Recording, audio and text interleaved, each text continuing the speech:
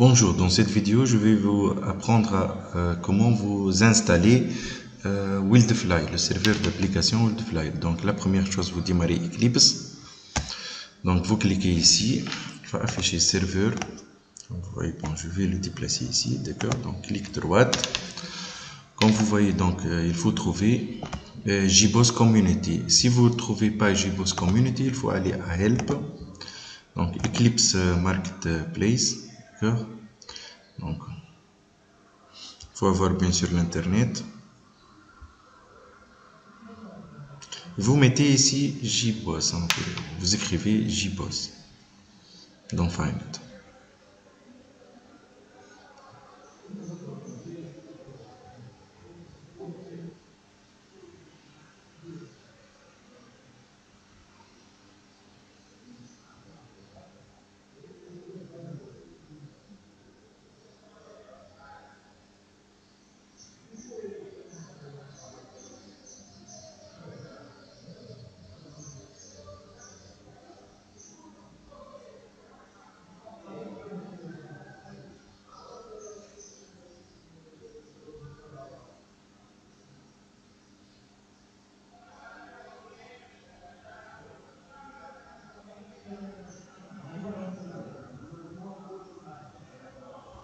Donc vous écrivez ici JBoss.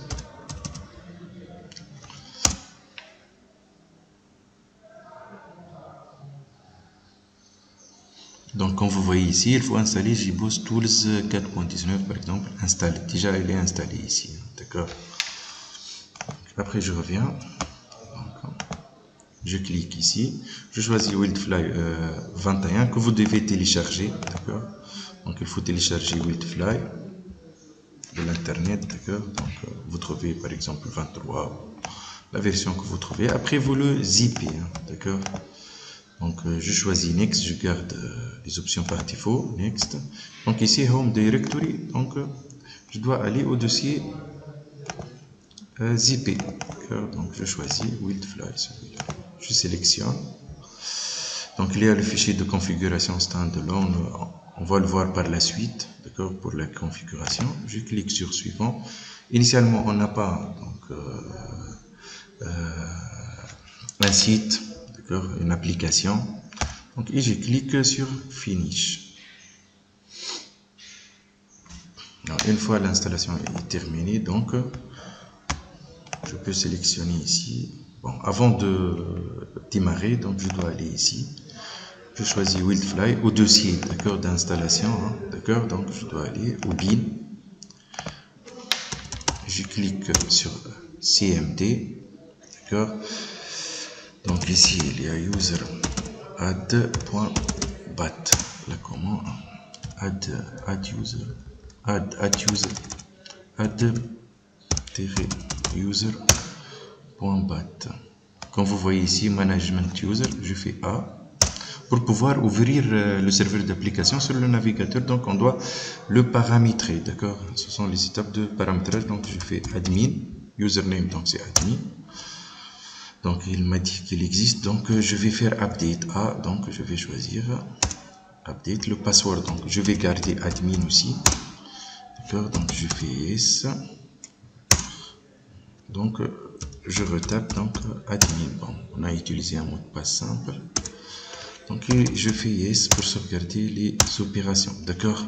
Maintenant je peux aller au navigateur, d'accord, comme vous voyez. Je fais localhost de point, le port donc c'est 9990, d'accord. Donc et je clique sur entrée. Si tout est bien paramétré, donc j'ai pas normalement, je dois démarrer ici. Start, je dois le démarrer. Je vais démarrer normalement.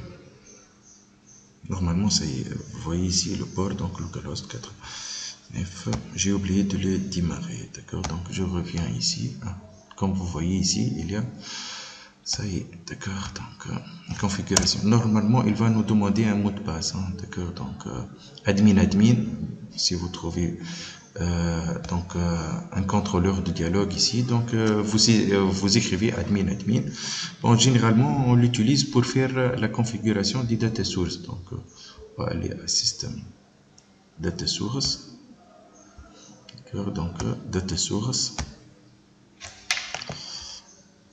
Exemple comme vous voyez ici. Donc exemple, on va ajouter add data source. Donc on va choisir MySQL. Initialement, si vous remarquez, bon, on va garder celui-là. Si je fais next, donc comme vous voyez ici, il n'y a pas le MySQL. Donc pour cela, je dois aller ici au niveau du fichier de configuration. Je reviens, c'est dans module system layers base comme vous voyez ici, il n'y a pas le dossier donc MySQL. Bon, je vais le laisser dans la légende, d'accord. Vous le trouvez dans la légende. Je vais directement le copier à partir de notre application que j'ai. Donc normalement c'est dans le site point buildfly ici. Donc c'est le même, donc je dois aller module system layers base comme vous voyez ici, je trouve MySQL. Bon. Donc qui contient déjà le driver et un module XML qui contient des informations que vous pouvez les ouvrir. Donc je prends directement le dossier MySQL, je le copie, d'accord, donc et je le place ici, d'accord.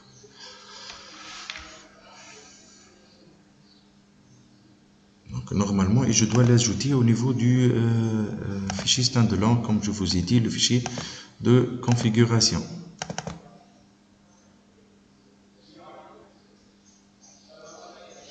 Donc, je prends source ici.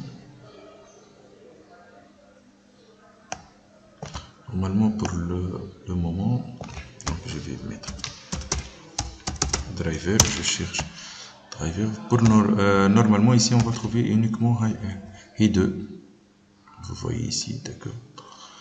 Hi2, donc, je dois ajouter le MySQL. Bon, normalement, j'ai le code. Donc, c'est ici, chercher le code.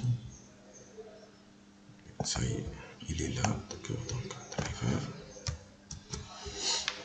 Je le prends et je le place ici. Je sauvegarde. Je reviens ici. Je fais restart. Donc, je vais le redémarrer de nouveau. Et on va tester. Je reviens au navigateur, bien sûr.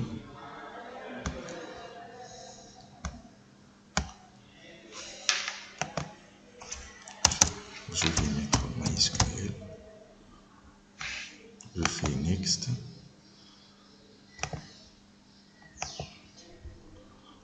Je reviens. J'ai choisi MySQL, ça y est. Next. Next.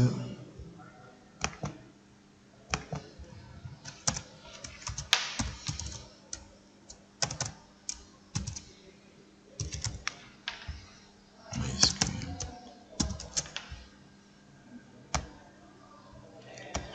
Bon, je vais réactualiser.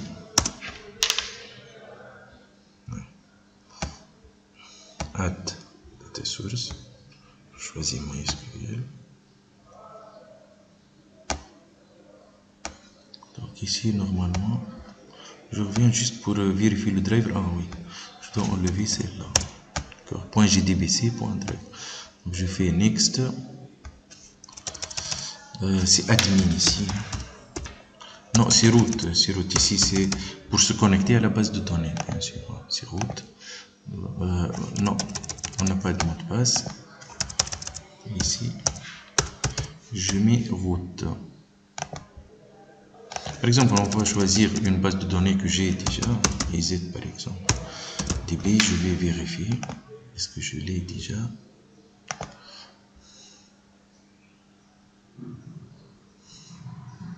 Par exemple, on va choisir IZ ici. IZDB, comme vous voyez, il existe déjà. D'accord. On va tester juste la connexion. J'ai mis IZDB, route, ça y est. Ok, je fais Next. Maintenant, je teste la connexion. Parfait, test successful, ça y est, ça marche. Next. Et finish, close. D'accord, donc je peux tester ici. Donc j'ai ajouté une chaîne de connexion ici, d'accord, test de connexion comme vous voyez. Donc j'ai ajouté une chaîne de connexion pour pouvoir se connecter à la base de données. Merci pour votre attention.